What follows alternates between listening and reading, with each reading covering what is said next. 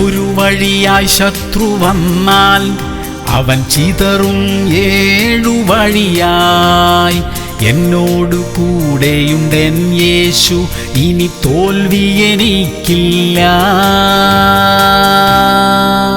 സങ്കീർത്തനങ്ങൾ 57:2. അത്യുന്നതനായ ദൈവത്തെ ഞാൻ വിളിച്ചപേക്ഷിക്കുന്നു, എനിക്കു വേണ്ടി സകലവും നിർവഹിക്കുന്ന ദൈവത്തെ തന്നെ. പ്രിയമുള്ളവരെ, നമ്മുടെ ദൈവം അത്യുന്നതനത്രേ, അവിടുന്ന് സർവശക്തനത്രേ.